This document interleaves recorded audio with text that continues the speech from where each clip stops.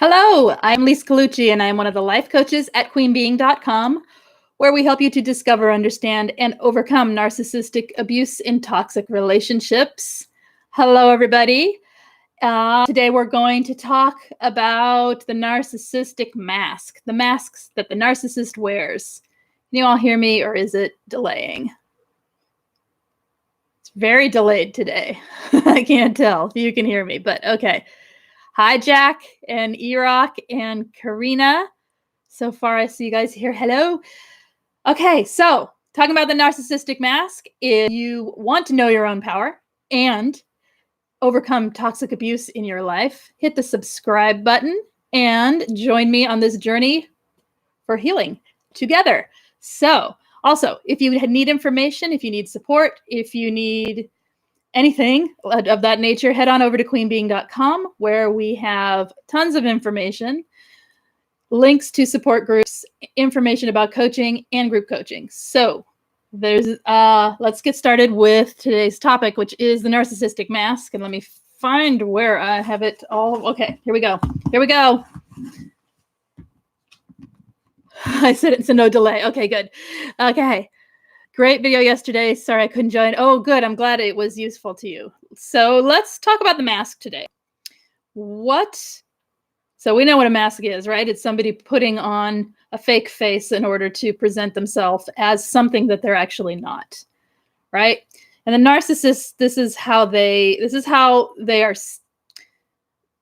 live, really. They live from mask to mask, and they will put on these masks deliberately in a calculated way in order to create an illusion of who they want you to think they are in order to get their way for whatever the situation is. Are they aware of the masks they are putting on? I think so. I think some are. I think sometimes no. Sometimes they think that person just puts me in a good mood, like any of us do. And frankly, maybe that's true sometimes when that's not really supply they're after. They're just sort of, functioning, but mostly they're after supplies. So yeah, I think that they often know. The reason I think they often know is I can only speak from what I know of people what they have told me they do. So that doesn't mean it's every narcissist, right? That they will deliberately create a persona that they want you to see them as. They want you to, they will intentionally behave in certain ways, talk about certain things, present themselves in certain ways, much like one might at a job interview or some other interview where you need to be a certain role. Basically, they role play, and they deliberately do it because the first impression, this was straight from the mouth of one. The first impression you make upon someone is the impression they always hold. Once they have that impression in their head, it's really hard to change it. So you put yourself out there to the person that you're in front of as the person you want them to see. They will always believe you're that. Yikes. Okay. Straight from one of their mouths. And yeah, what can you say to that? Except, really? Where's authenticity? Where's who you actually are? Where's actually getting to know you as a person? But they don't want that. They don't want to be seen.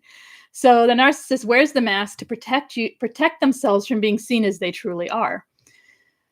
As they truly are is a myriad of half-baked personalities that are all mushed together because they never formed a personality. This is how they function in society. It's how they function with other people. And especially when they're out predatorily out to gain supply from someone new.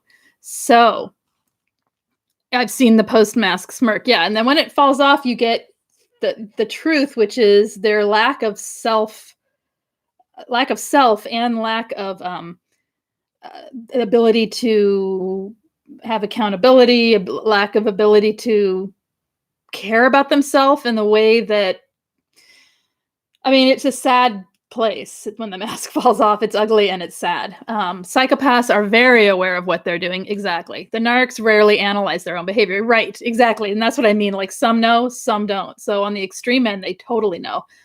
I think on some level, even ones like a child might. There's a subconscious act of knowing that you're lying. You know what I mean? Like that I know I'm lying, but then they shove it behind the same way they shove accountability behind the ego.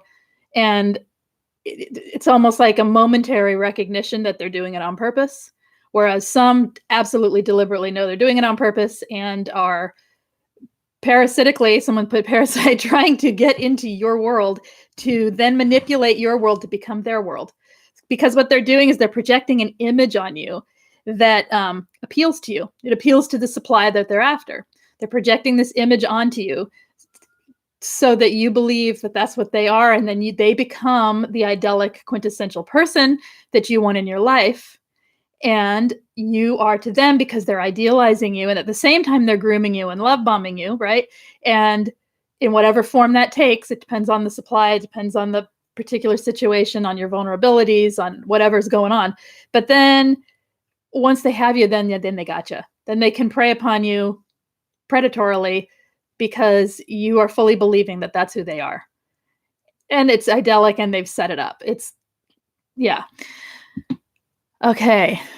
There is no shame, right? No. Well, yes, there could be shame, but they don't have accountability. So they'll project that shame onto other people.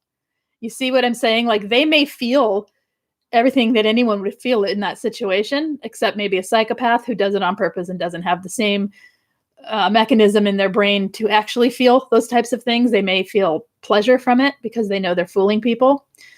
But a narcissist, they may feel the shame and they may feel guilt, but they'll push it behind the ego so fast and shove it down deep so that and the fact that they don't really care because they don't have any empathy towards you. So they don't really care how it's affecting you. All they care about is not getting caught. So the shame could be there, but they'll hide from it. And there's ways they hide from it. And usually they become the victim. They become, oh gosh, there's so many ways, right? That's a whole different topic, but it's also, it's what they do. So, okay. What are you asking here? Like never any shame of self-consciousness of their behavior, only with regards to how they are seen, right? It's how they're seen, not wanting to get caught because they don't care how you feel. Not really. They may have learned how to sound like they care how they feel. Hello, Web Education. And then I missed someone. Who did I miss saying hello to? I missed saying hello to someone. Svenusha and Kay Colby and Daniel. And hello. Okay. If they feel shame, it will be someone else's fault. Right. They project it right back onto someone else. They shift the blame. How someone else dare to make them feel ashamed. Totally. Yeah. Yep. It's just having to get into that mind to understand it. It's so damaging. Am I the only one who is just seeing or just highly attuned to everyday cruelty? It's exasperating, the anxiety and the hypervigilance. Well, that's why we learn about self-care and we learn about taking the accountability we talked about, was it yesterday? And taking our healing into our own hands and letting those people that are toxic sort of roll off, become Teflon and let them roll off so that it doesn't stick to you. And that's part of the healing process, right? Okay, so the masks, the first impression, the fact that they do it on purpose. What else are we talking about? So basically what they're doing with that first mask is they're hooking you in, right? And they're grooming you based on how you react to that mask, on the things that they're learning about your vulnerabilities. At the same time, they're love bombing you and they're creating the trauma bond setup. Not intentionally, it's just the nature of how this works. Some will do it intentionally, I think, absolutely, especially the more they know about what they're doing, then they will.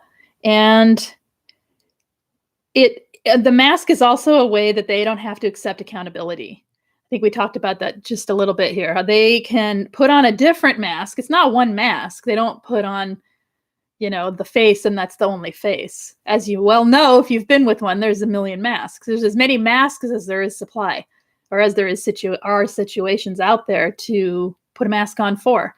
So, and One example of how they use it to not have any accountability is to shift the blame and put on a new mask. So, for instance, I was thinking about this, how to explain it. They can go from being the abuser to the victim. They can go from being, so say they are seeking out new supply, and the new supply says, "Oh, why did you break up? What happened? What happened with your last relationship?" Okay, we know what the truth is. We don't need to. This is a true life example. This is my example. Okay. Um, we know what the truth is. We know what the relationship was like. We know there was no accountability had on their part. We know that there was gaslighting and abuse and emotional abuse and control and all the things that go with it. We know that's the truth. We know the reason is that the person who was the former supply no longer could meet the needs of being supply, and so there was a discard. We know that's the truth. We know that the relationship ended because of their devaluing cycle and the fact that they could not meet the relationship because they are one-sided and focused only on themselves. We know that's the truth. What they will tell someone is we grew apart. Okay? So suddenly, instead of the truth, there's a half truth in there. Sure, we grew apart because there was no growth together, right? But that half truth can turn into the whole truth. And suddenly the new supply is saying, "Oh, that's really sad. That must be hard," because in truth that can happen. Of course people can grow apart, right? In a healthy relationship you can have things end because that's true. This isn't the case though, and we know it's not the case. So they take the truth, they turn it into a lie, they twist it around, and they spit it back out to someone else as being the victim, and they'll play it really sad. "It's really sad that we grew apart. I really loved them, really cared about them a lot. Yeah, they were a really good person." I mean, at the end they were crazy. At the end it was really hard because they just completely lost it and they went crazy. And I don't trust him anymore, so we don't talk because I can't trust her. She's crazy. She'll come after me. She's turning everyone against me. Blah blah blah. Oh my gosh, you poor thing. That sounds crazy. Right? So there we go. There's the cycle. And on it goes, predator, prey, new supply, and it never ends. So with these masks, they have a perfect way to slip into people's lives. They have a perfect way to maintain, save face. Basically, it's what they're doing. They're saving face over and over again with different people, different masks. So, okay, I'm going to read some of this. "My ex would send me pictures of different extreme expressions he was doing, along with some where he would paint his face." Ah, that's like yeah, you know how they tell us who they are? He just told you who he was, right? He told you who he was. The fact that we can't see it is not our fault. We're totally wrapped up in it. We're probably thinking, well, that's interesting and creative and weird. Oh, you even said, yeah, you thought to yourself, oh, how cool, how creative. Because it's not just a mask. If it was just a mask and someone walked up off the street and did that, like, "Hey, how's it going? Look at my faces I make." And you'd think you're really creative and completely crazy. Goodbye, or like, "Wow, you got a lot of drama in your life." Or you'd think something that wasn't, it's all the grooming and all of the entanglement and the trauma bonding that keeps us from seeing that they're telling us exactly who they are when they do stuff like that. Okay, Jack is saying, "Oh, he's just so defensive. It's a real shame because I cared so much for him and I really wanted it to work. He had so much going on in his life, always angry. He's so full. So he was fine until we moved in together." They flip it around. Or there is some truth there because you were going a bit, we start losing it when we are gaslighted and treated like crap, right? And of course of course we're angry. Of course we're upset. I was told, "I thought you were my a friend. I thought you were a grumpy person. I thought you were a grumpy person." I thought, "Me? Yeah, I guess I was grumpy for a few years there." A lot of years, but really grumpy for a few. Wow. Okay. Because and see, that could be easily turned against me. It could be easily turned into a mask shift for the narcissist. Is she was so grumpy all the time, I just could never, it was, I tried my best to make her happy. But so this is what they do. Okay. What stops them from discarding and just staying in the devalue phase? They need your supply. They need you. They need you to be what you are to them. They need you. What helps with speed that up is gray rock completely. for them. Take the supply away. Go do things on your own. Have a life on your own and don't make excuses for them anymore. Force accountability. They won't take it, but you don't have to take their lies. Then it changes sometimes really fast. It can get ugly. You can get narc rage. Maybe not the best idea in all situations, but sometimes if you really need them to let go, sometimes we have to cross the line that they're drawing, and stand firm, and they will start raging. They'll start smearing. It gets ugly, but it also can be the fastest way to the discard if you need a discard, if you can't be the one to do it. So, yeah. So, okay. The victim's sob story. I remember sitting on the couch with his 2-hour monologues. Oh yeah. I didn't want to leave, even being treated badly, because I didn't want to risk abandonment and ghosting. I know. They catch you where you're vulnerable, right? And then they hold you there. Hi, Angela. And they do always have a sob story. Yeah, okay. Hi, Bonnie. That sounds like my mother and sister, except they totally gaslight me, lied, and devalued me. So my free services. So I took a hike and they smeared me. Yep. After I drew a firm boundary. That's what they'll do, because it's the narcissistic temper tantrum, right? So you got to be ready for that. Okay. But it happened anyway. It took a while. This is the relationship narc. And now I'm realizing, wait, there was more than one. Anyhow. Okay. Hi, Terry. I grew up with narcissistic parents and have a narcissistic brother and sister. We're all adults. I've gone no contact with them for 4 years. I'm 60 years of age. Is it bad for me to think of them? Is it bad for you or bad of you? It's I don't think you can not think of them, right? Because they're part of your history in your life, right? But focusing on them is not good for your well-being. Focusing on your own health, growth, and change, and your evolving and your healing and getting past being a survivor into thriving is where you are going to find the most benefit in your life. And as you focus back on them all the time, it can be kind of toxic for you. It can be, at the same time, you got to process it. So it's a matter of balancing, thinking about what happened, considering who they really are, understanding it thoroughly, and also moving forward with the other parts of your life. It's very much a balance. And does that make sense? I had a false sense of family and loyalty. Yeah, okay. I also falsely perceived by extended family and my siblings. So have you ever, guys, with the masks, one thing I was thinking about was when you have a narcissistic parent in particular. I mean, you see it with partners as well, but you really, for some reason, it's highlighted when it's a parent. And suddenly they're acting like a different person in front of a group of people. And it's such a clear image of that mask. They're like an entirely different person than who they are at home. For some reason, I don't know what it is, but it seems more obvious when it's with a parent or a sibling than it does with, I don't know, maybe it's just my perception, but it's extremely obvious when you see it in a parent. And do you remember the feeling of what that looks like when you're watching that and feeling like you're watching a lie and really wanting to say something about it or questioning it or wondering why this is going on? So that's how you learn to trust your gut. That feeling of watching them put on a mask is how you learn to trust your gut, so that you can spot this before they get in too deeply in your life in the future. Let's see. Yes, in real time, right? Yes. Can't spell actress. That's okay. The golden child isn't really golden, is it? Possibly worse, I think. It's not. There's nothing golden about anything that they do. So no, it's not good to be a favorite.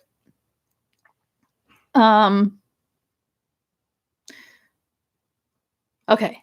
Anyway, so back to the masks. Back to the masks. What are some different masks you've seen, especially in the beginning? The victim mask we talked about, right? And one way to spot that is to listen and pay attention, ask questions about real accountability. Where does their accountability lie in that story? Where does their accountability lie in other stories? How are they playing victim in other ways in their life? How is them being a victim pulling on your emotions? If you say, oh, that's too bad, and you move on, as big of an empath as you are, if you fight it and you say, yeah, that's too bad, and you move on, do they keep bringing it back there? What's going on? So that is the poor me mask, right? The vulnerable mask. Yes, the I am too damaged to be intimate mask. Yes. Okay, that's similar to the victim, slightly different angle. What else do we have here?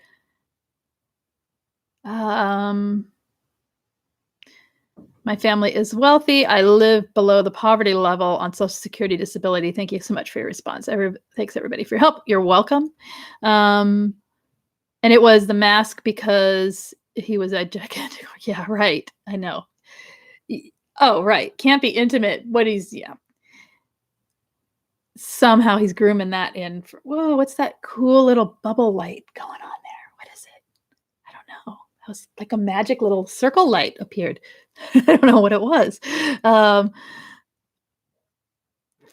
Hello, Belle. Full of energy yesterday, so helpful. Needed it, especially considering the rest of the night. Could I tell you what happened off topic? Of course you may. Please do. Let us know how you're doing. All right. The I'm sorry mask. I'm so sorry. Right. The I'm so sorry mask. How about the lover mask? The one that is flirty and attentive and love bombing and always available, but maybe they don't actually want to hang out. They just want to be available. They want to infiltrate your emotions by giving you compliments, by giving you the affection, by being hypersexual, by being hyper flirtatious. Okay. That won't last long. And to me, that's like a kind of akin to like, I don't know, Peter Pan type of thing where they come in and they flirt with your life and then they fly away, right? That's what that reminds me of. The more kind of lower level, usually, it can be all kinds of levels, but that's how I've seen it. In the dating world, you see that guy a lot, or gal. But, okay. I think you are the most handsome, beautiful person in the entire universe.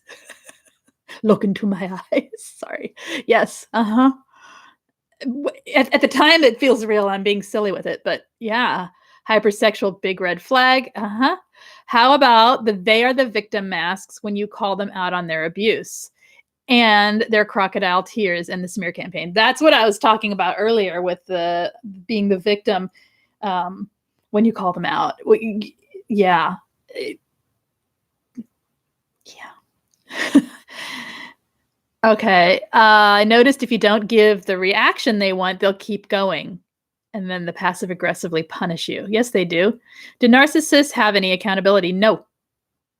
They may have accountability for things that they know how to pretend to have accountability about. In other words, they may know that if they get caught, they're supposed to say sorry.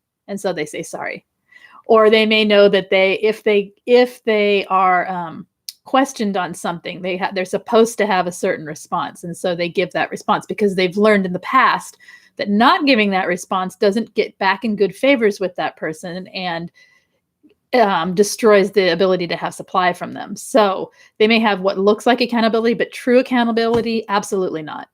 They can't even be accountable to the fact that you say your feelings are hurt.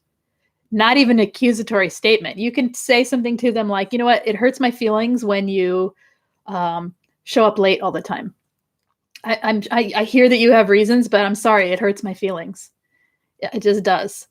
And they'll push that back on you saying, how dare you, I show up on time, blah, blah, blah, blah, blah, blah, blah. Or they say, oh, I'm so sorry, and then do it again. There's no accountability, none. And to me, that's one of the number one signs you're dealing with a highly toxic person. it's hard to look if someone has empathy. It's hard to know. We can't get in their heads. We don't know what is false empathy, what is being, what's a mask? A mask of empathy? How about that one? How about that mask, guys? The mask of empathy. Have you seen that? Oh yeah.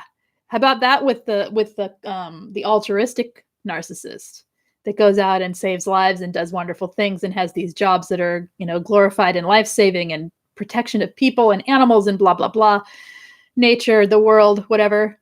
And yet they literally don't have empathy, but they put the mask on because they have a cause that they're directing that energy toward that makes it look like they have empathy.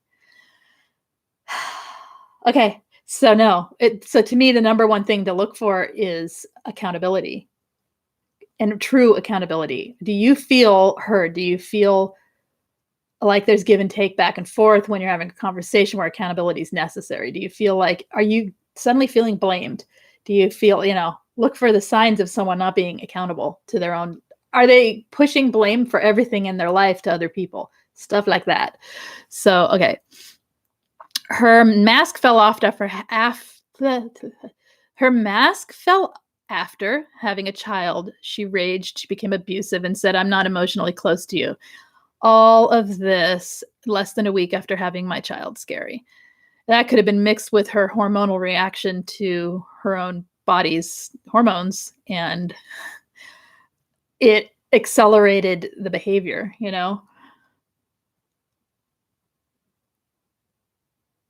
Oregon, or what? Wait.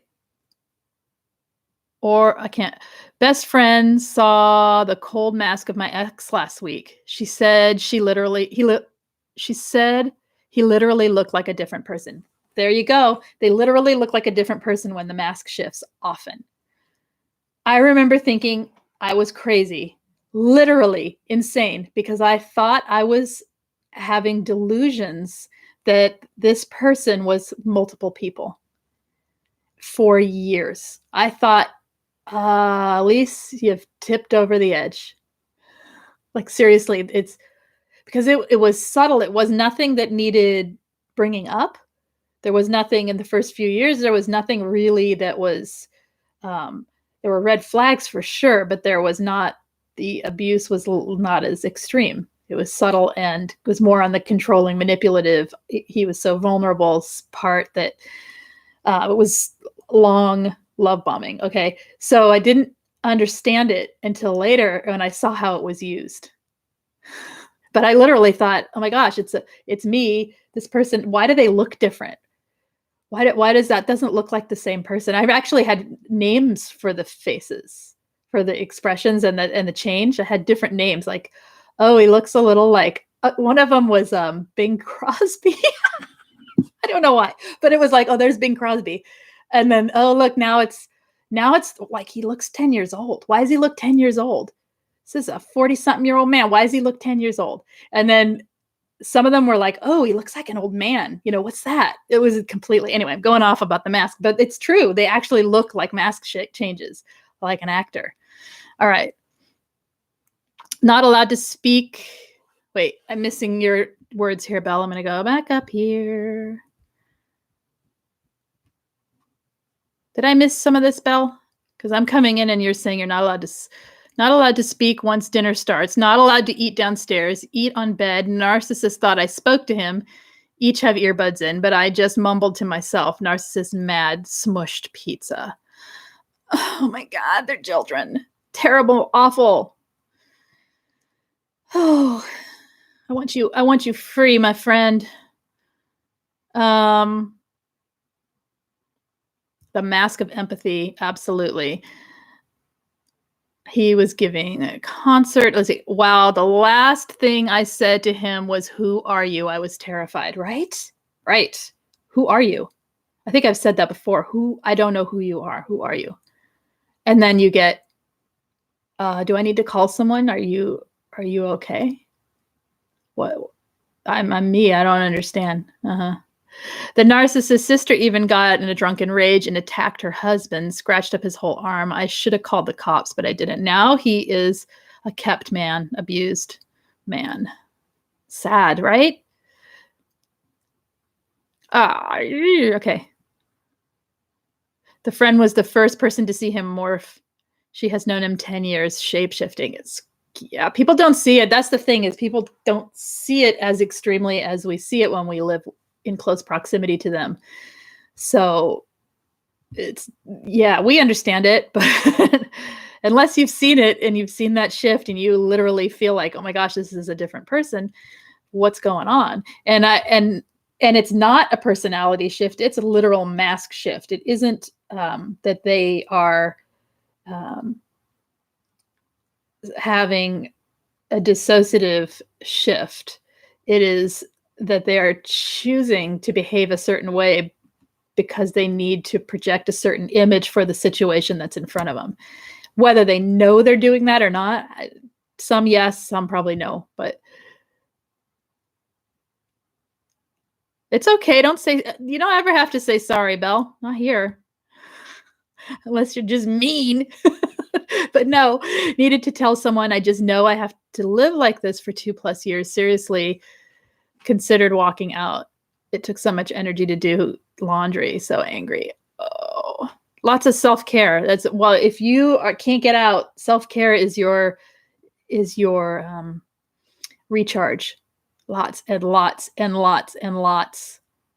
Like I've said to you before, find time when you are doing something for yourself to recognize you're doing something for yourself, so that you're aware that you take care of yourself, and you're aware that you can add more to take. Just the thought of saying, oh, I'm eating a meal, I'm taking care of myself, is way better than eating a meal and thinking about the toxic person, because you're resetting your neural pathways to accept the fact that you need to take care of yourself, instead of letting your neural pathways continue on their groove of obsessively having to focus on the toxic person. Does that make sense? So take back as much of yourself as you can while you're in this process,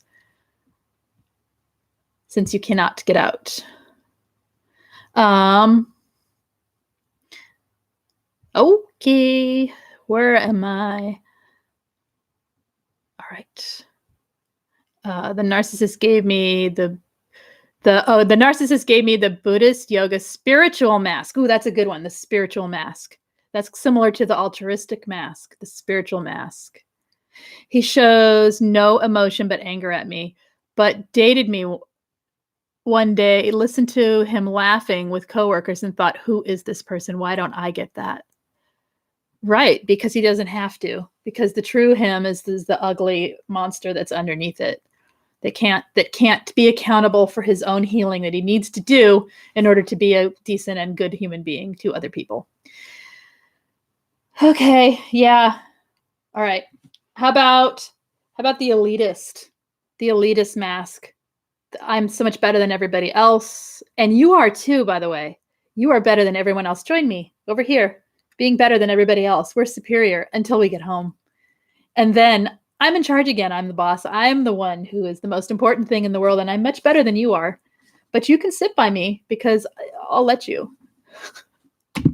The elitist, that mask is it speaks to a certain type of. The thing is, the mask is going to speak to different types of supply. So whatever they deem your vulnerability is where the mask's going to go.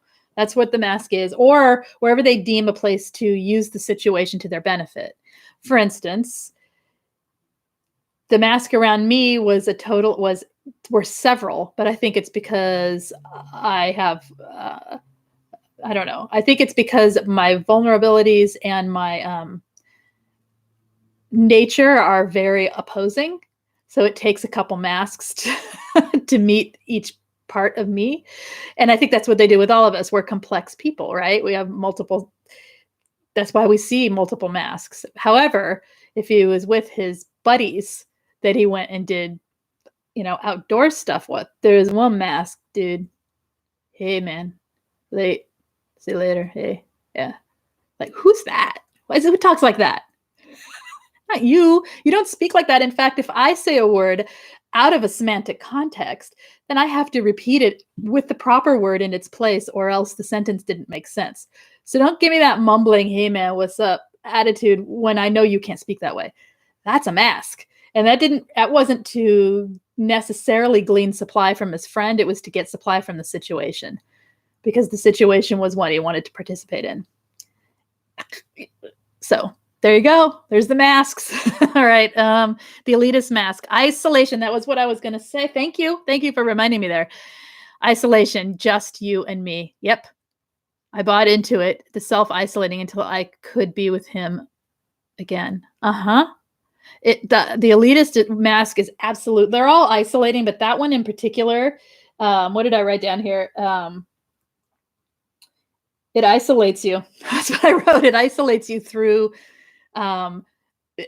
you're fighting and struggling to maintain a status in their eyes so that you are not knocked down to the level of everybody else. It feels to a codependent person or to somebody that is a people pleaser, it feels like you're finally accepted, because this person who accepts no one accepts you. And it becomes an isolating world of always trying to meet up to that standard, which is a false standard, right? It's their idealization. So idealization of themselves projected onto you. Okay. Do narcissists ever really let us know them? Why or why not? No. We will anyway if we're clever and we are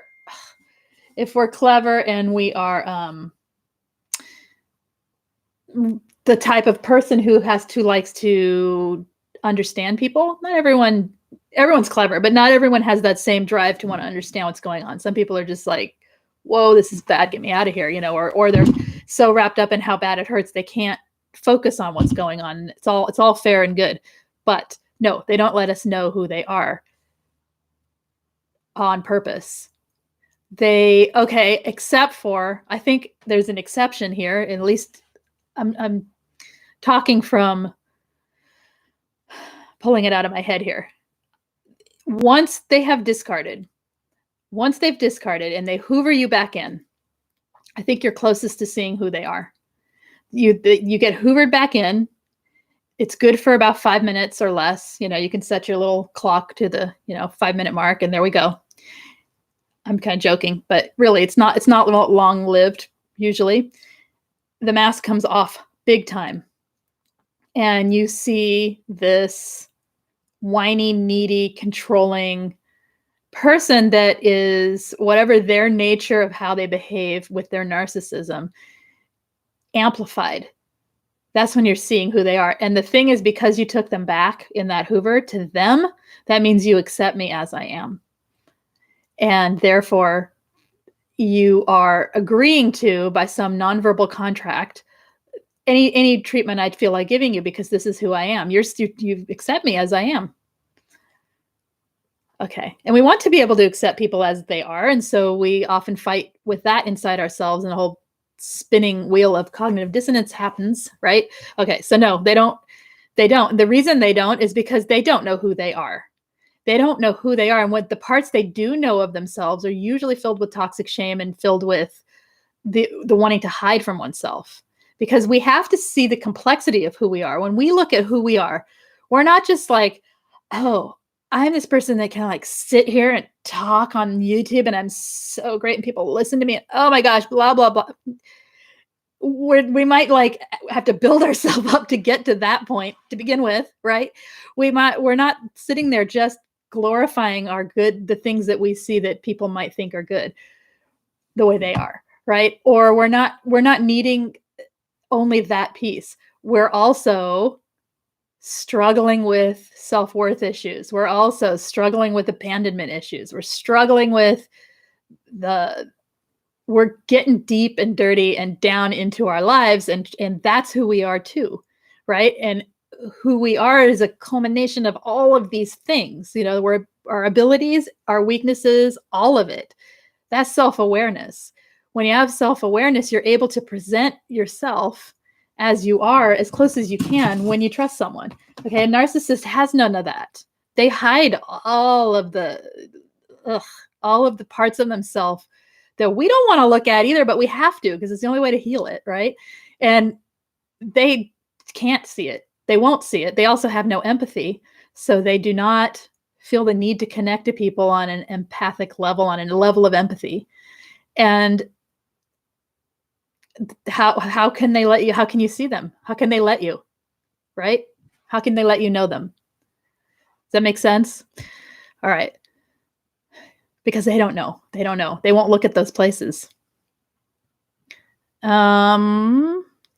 She threw me under the bus, smeared me, and in all probability will inherit all of mom's property because she feels she is entitled.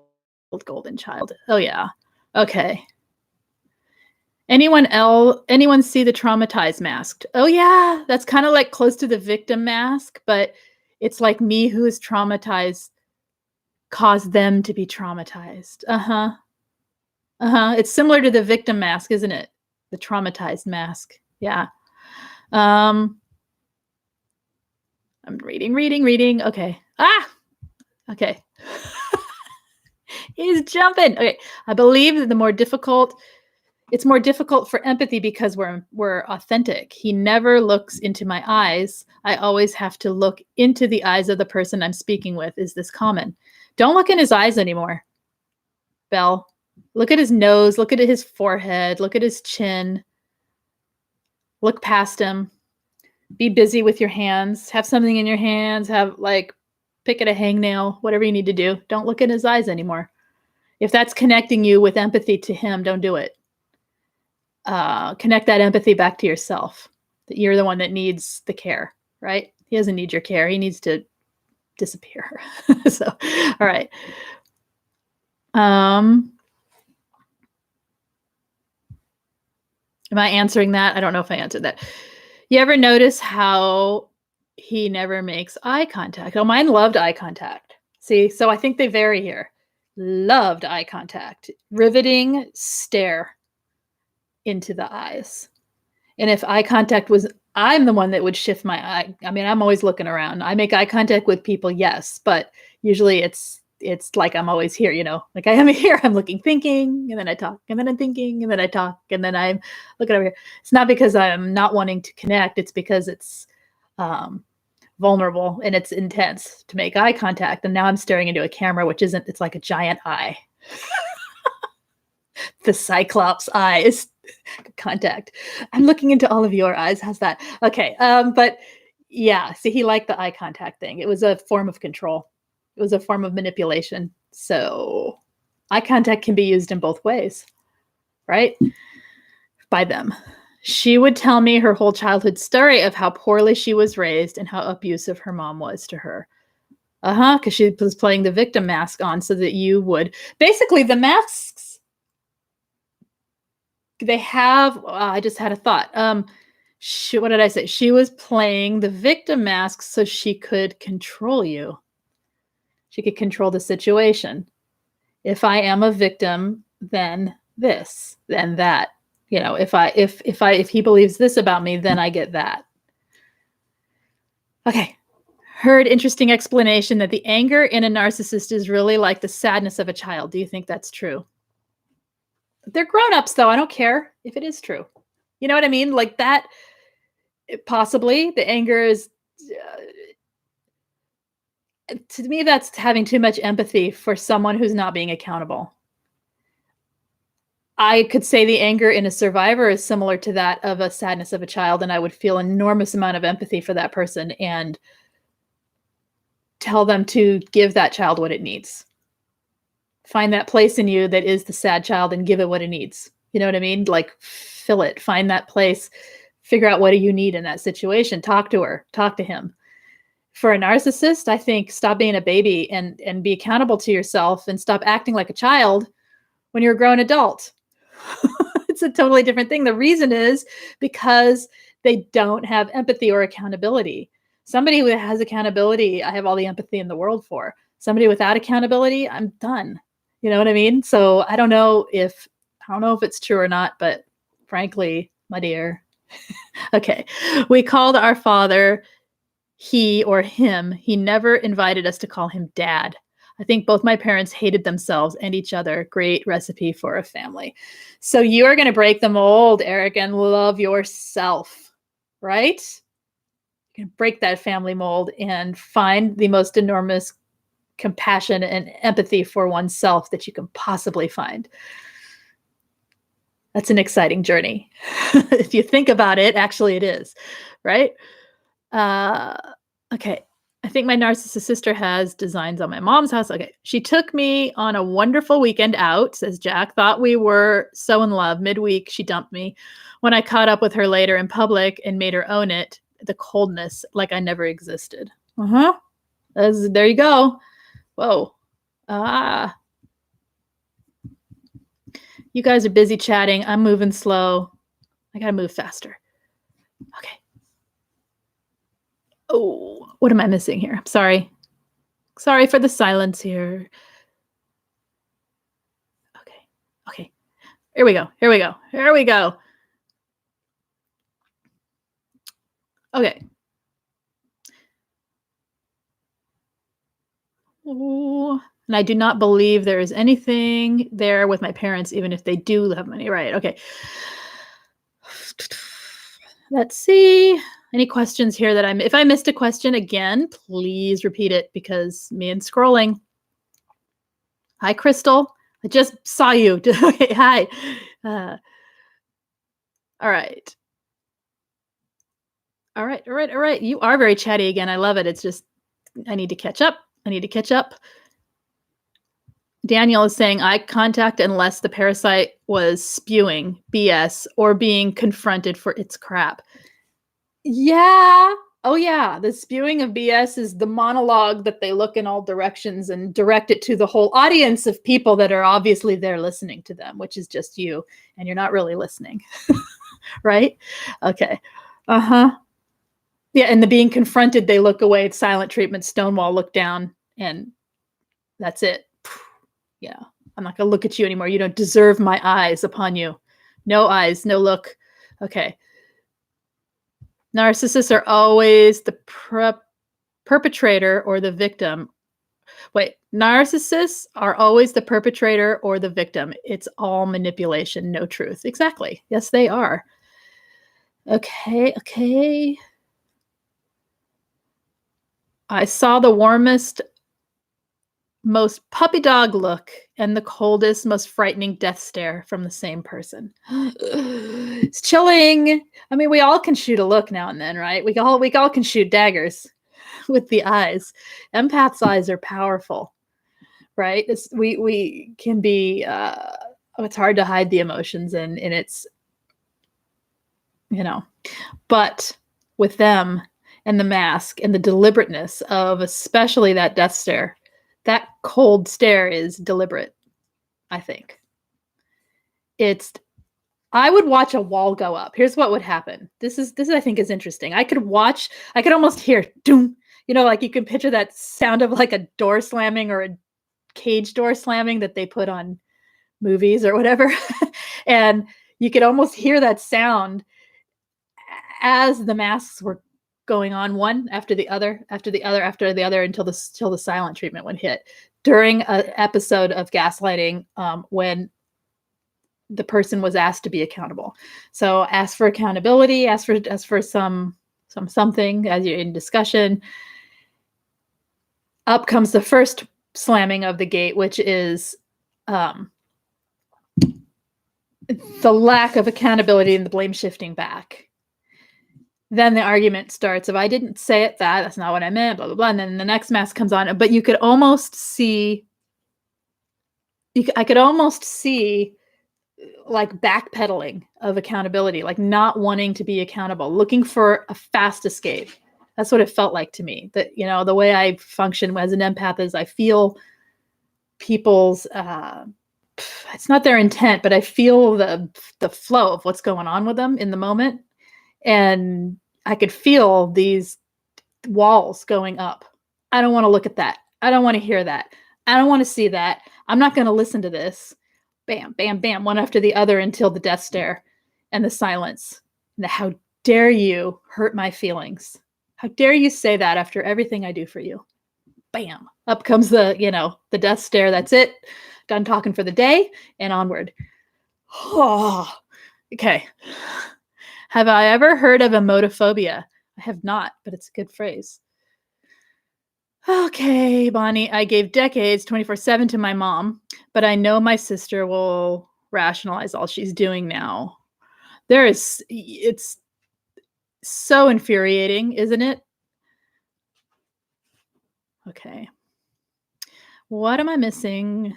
There's so much sadness caused by these people. It was likely put on them by their parents. Cycles. But you know what?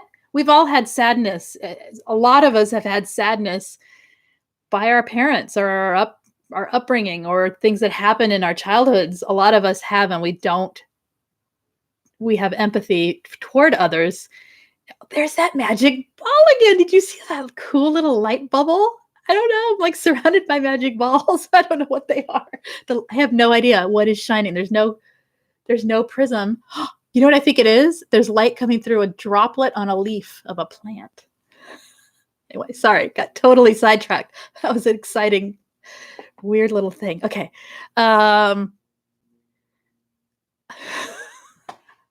50 minutes. Here we go.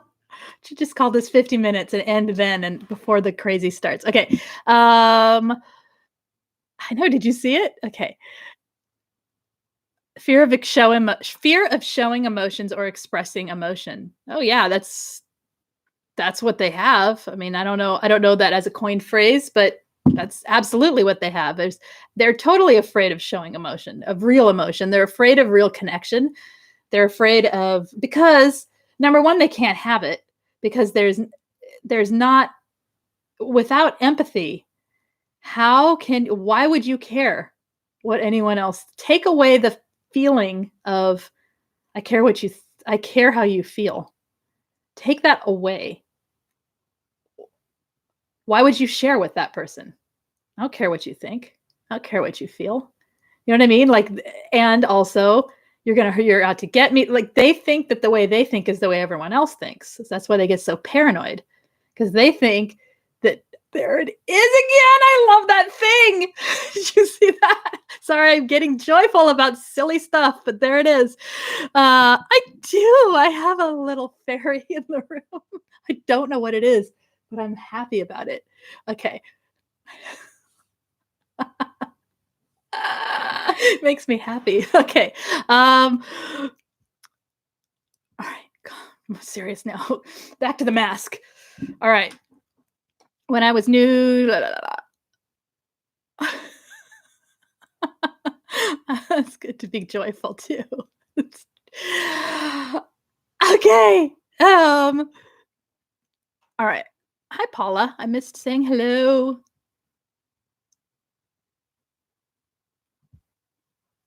Okay. Oh, I'm missing. I have to scroll way back.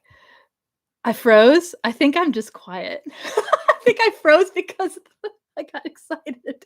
Okay, here we go. How can you learn to see these masks? Okay, let's finish with this. What did Belle say that you agree with? Now I'm lost in chat, you guys. How can you not see the mask even into middle age? How could I have missed it? Perfect. That's where we're headed. That's Bonnie. Bella's saying I have a fairy watching us. Could be. I have magic bubbles of light. All right. It's just popping out of me. I don't know. Okay. Yes, Leslie, it was about masks. We're almost done here. We're going to talk about the question that Bonnie asked, which is, how could I have not seen the masks even intimate? Because you were groomed to believe that's who they are. You were groomed early on in the relationship.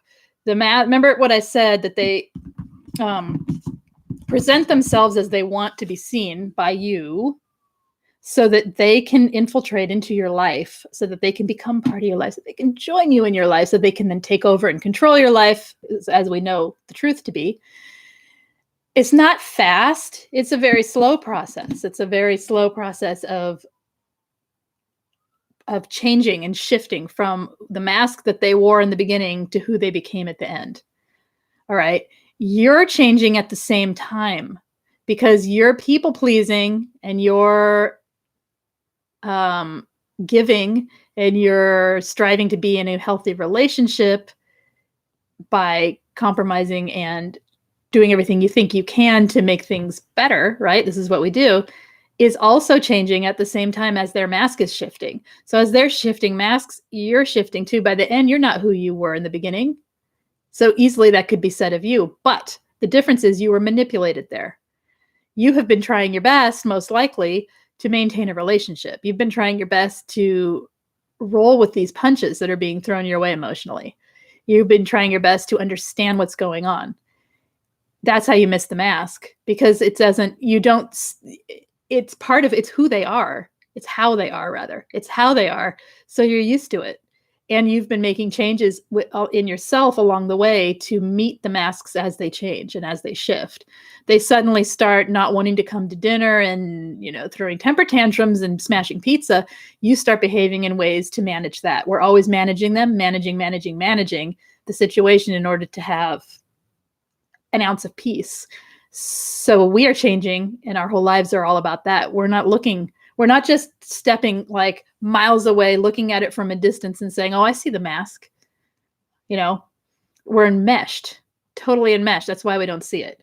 That's why it's good to understand what they are and learn to see it. That's why I'm doing this. So, all right. It is a fairy, I know.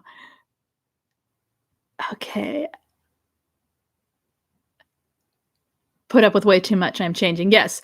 Where they are constantly barraging you with confusing reactions. There is no focus to see what's healthy. Right. You're constantly barraged. You're constantly having to make changes and shifts and understand. Think about how many things you researched before you found narcissism. I count 5. Seriously, 5 serious things that took time and energy and effort to try and understand, to see if that's what was going on. We're doing the work and we're trying to maintain a relationship instead of living our own lives, a healthy life. So we're so focused on them, so enmeshed in their world, in the world they're creating. We can't see this stuff. It's totally normal to not see it. And it's usually in hindsight that you do see it. Okay. Daniel's saying, this brought up a funny memory while on vacation with the parasite. Every evening, the movie The Mask was on every evening as we got ready for dinner. Coincidence? Not. Oh, that's good. Yeah. I thought she was my best friend, and now she has thrown me under the bus. It's sad. I really like what you said, Lise, that they put on that first impression, and that's what we believe them to be. And that's why it creates so much confusion for us. And from what I told you, what is potentially a sociopathic person, they do it. He in particular does it on purpose. And I would wager to guess he's not alone in doing it on purpose, deliberately setting up the way it looks so that you are in full disillusionment. Or not disillusionment, you're in full, what's the word? Enchanted by that particular, it's an enchantment. It's a lie we're believing, unfortunately. Okay. Yes, we change, but not wearing a mask. Exactly. We're not wearing a mask. We're changing because we are accommodating and trying to, the nature of relationship is it changes people, right? You have a relationship with anyone, a friendship, any kind of close connection with another person, and you're going to change in ways that the relationship grows you toward. These relationships grow us. It inverts growth. It grows our understanding and our awareness of ourself if we really look afterward. But at the time, it's a very devolving thing that sucks the life out of you. So, okay, I'm going to end really soon here. So anything anyone wants to talk about or needs to talk about, and then I want to talk really quickly about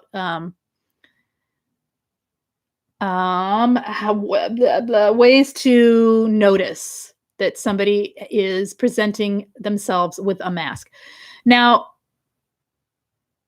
I want to say that just because someone may have these things going on, somebody may be wearing a mask there's all kinds of reasons people do this. It's not just narcissism, I don't think. I think everyone does it once in a while, where we put on a stage face so that somebody will think we're something. I try not to, but it happens, right? If you're going for a job interview, you're not going to walk in there all goofy like I am right now.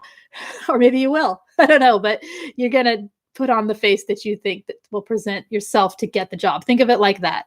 When you go into a very important job interview, that is maybe one that is a job you could do, but to get that job is going to require you present yourself in a way that is not your authentic self, right? You're going to have to wear the mask of the job that you're doing so that you can present yourself in a way that they believe you. Well, the narcissist is doing that all the time. Only because what are you after? What's your intent? My intent is to get something. I want that job. What are they after? My intent is I want your attention. That's what they think. We call it supply, right? I want your supply. I want what you have, and I want you to give it to me. So it's the same kind of similar thing. But so listening to the actual words someone tells you. Somebody said it earlier about how they said they were wearing, they didn't say wearing a mask. I can't remember what was said earlier on in this. Somebody mentioned this, but they literally will tell you what they're doing a lot of times, and we don't listen. So listen to that. It's a huge red flag. Listen to vagueness. When you meet with someone new, and you ask questions like, hey, why did this happen? Or what happened there? And you're listening to see how they're being accountable to their own life and their own self. More importantly than whether they're accountable to somebody, to a relationship ending, or to something bad, how are they accountable for the parts of themselves that require growth? That's what I look for. How are you accountable to yourself? Do you, because even if someone isn't a narcissist, I can't, if it's relationship wise, I can't do it for them. They got to do their own work. I won't do that anymore. Right. And so I want to know, is someone able to be accountable to themselves? If they're vague in their replies, they're either hiding something, they don't know, or they're not accountable. And all three of those are an issue for me. So obviously vagueness when you don't know someone very well. I'm talking about as you get to know someone. Obviously, some people are more reserved than other people in what they want to share with you because they don't trust you either. That makes sense. But vagueness, you know what I'm talking about? That vagueness of reply that is sort of like a half answer that narcissists are so good at. Watch for that. That is a sign that someone's wearing a mask, because to be exact would have to let the mask shift a little bit. Listen to how they deal with conflict. Listen to how they respond to conflict. Watch how they are in public around other people. Listen to your gut, most important, right? Listen to your gut. How do you feel when you're around that person? How do you feel afterwards? Are you being true to yourself? Are you crossing boundaries? Are you feeling coerced in any way, shape, or form? Those are signs that you're being groomed, right? And somebody is probably not being their authentic and true self. Watch them around friends. Watch them around different situations. Do they act like a different person? We all act slightly different, so that, give people some room. But at the same time, are they completely shifting into something else? Do you see that shape shifting happening before your very eyes? Catch all this before your amygdala lights up and you can't see it. Once your brain, in the reptilian part of your brain, lights up and you say, that's my person, and you don't know why you're in love with them, you don't know why you're infatuated or whatever it is, catch it before that time when you're with someone new. Watch the shape shifting. Pay attention. Even if you don't catch it in time and you do really, really, really like them, but stop making excuses. Are you making excuses for someone's behavior? Something's up. So, okay. Those are what I got for how to spot and protect yourself a bit from this. One question is, what is the difference between someone who doesn't care, maybe they don't like you, and the difference and that from being a narcissist? Because someone who doesn't like you will discard in a way too, I think. Then there's still, I think we get wrapped up in needing to have a label for people's poor behavior. and people's toxicity. And I think toxic is toxic, and it really doesn't matter what we call it. Now, if it's a situation where, it depends on the situation. Like, why do you even need to be in contact with them? I don't want to be around people who don't care. Really, there's just not enough time, and there's not enough energy in my day to be around people who don't care. It really, really isn't. So there's that. At the age of 58, I was diagnosed with BPD, bipolar, generalized anxiety, agoraphobia. Doing better these days. Anyone can make it. Just keep kicking. That's right.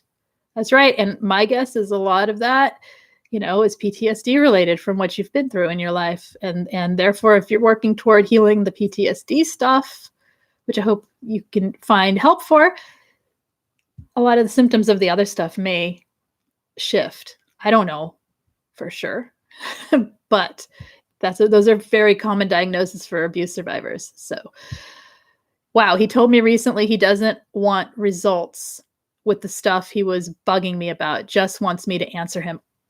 Yes.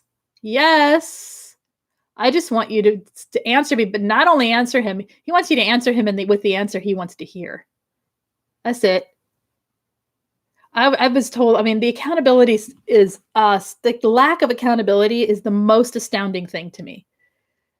It's the gaslighting that ensues from that.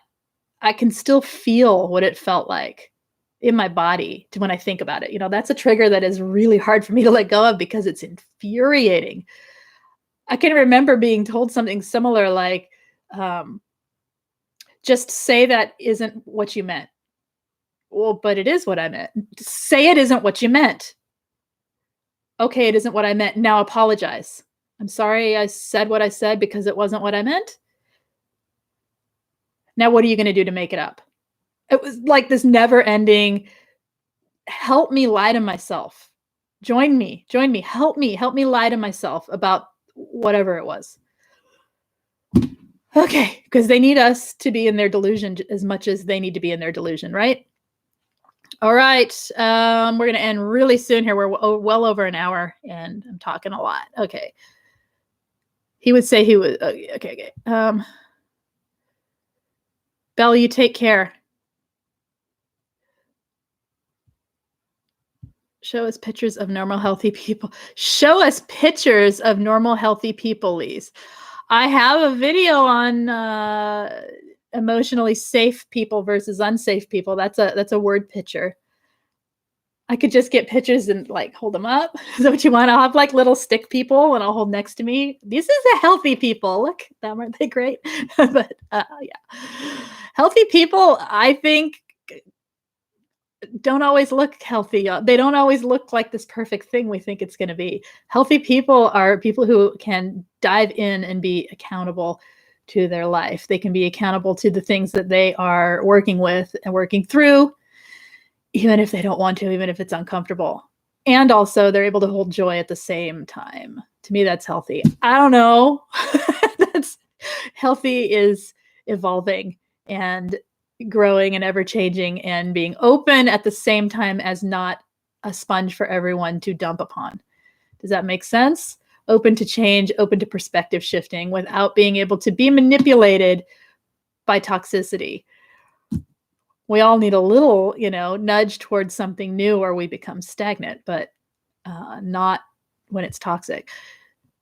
They reflect the good and the bad in others too. If they like them, they like themselves. If not, they expose their faults and hated them. Saw a lot of those interactions.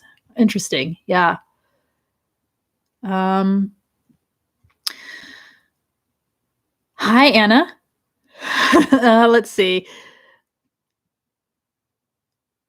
What did you have to admit? I missed it.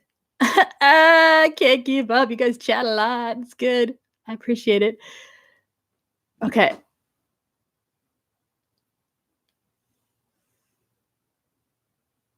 Sometimes you wonder is that the narcissist or that the narcissist? Okay. Do I have any videos on overcoming negative self-talk? Most likely, because I talk about it all the time. I don't know that I have one particularly called that, but I can look and see what's there and pop it into the comments somewhere. And I'll tag you if I find it.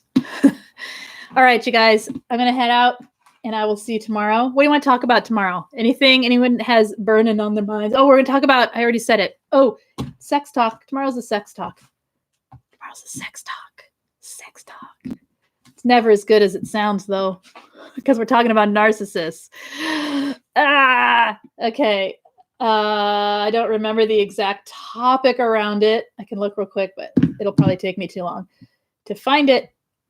Has to do with shame, overcoming shame and guilt after being manipulated sexually by a narcissist because of the coercion that happens within the relationship sexually with a narcissist. Overcoming the shame and guilt and trying to take back oneself, one's sexual self, really, after being manipulated and put in a position where you now feel shame around that particular act in your life. Okay. That was requested. That's what we're going to do tomorrow. And so that's it. Okay, you guys. A quiet chat tomorrow. Let's hope not. Or maybe I'll do two. I'll do that one and then another one so y'all can chat. And we can change the topic. I'll do it in the beginning and then we can shift to something else. Can always do that. I have a lot of shame and trouble around sex. Even thinking of it again, I realized is shamed and exposed and exploited. Good topic. It is, and I understand that it'll be difficult. It's always difficult to talk about that unless you're me. Because I don't care. I'll talk about it. But helps if there's questions. If you have questions ahead of time and you feel like you will be embarrassed to ask about it, or you do lisec@gmail.com. It's in the comments. I mean, the description as well. You can find it. You can pre-ask questions so that I am able to address whatever your questions or issues are with it. And that way you don't have to type it in the chat. if it's something that you feel like you'd rather keep private. Okay. So thank you all for joining me. If you have not subscribed to this channel, please do. And if you enjoyed this topic, please hit the thumbs up, like button, whatever. And if you would like text notifications of my going live, please text me at 33222. Put the word Lise Live, LISELIVE as one word. Hit send, and I will send you a notification 10 minutes prior to going live. And that's the only notification I send. So, oh, also, do you guys, would any of you who, yay, sex talk. It's like, as if it was fun. We could do a fun one, but right now we're not. Maybe we can make it fun. Okay. Maybe we can turn it around because we are talking about getting yourself back. So maybe there's ways to get yourself back in that regard that could be fun and interesting and make taking the icky sex and narcissism thing and changing it around. We could do that. Overcoming negative self-talk. Okay, cool. Overcoming negative self-talk. I'm sure I've done it, but I'm happy to do that one anytime. Okay, negative self-talk. Okay, and I write it. Yes, on live. That's okay. What was I going to say? Oh, any of you who get the text, if you're hearing this out there, any of you who get the text notification, would you like the topic put into the notification? I keep it generic in case people want it because of banners and whatnot flashing up on phones. I keep it generic so it's more private. Is that a preferred thing to know the topic ahead of time? I don't know. Let me know. Okay. It's up to you. It's your text. Okay. All right, you guys. I'm reading and then I should just let you chat. Finish your chatting. I'll let it run until it ends. You guys take care. I will see you tomorrow. Bye-bye.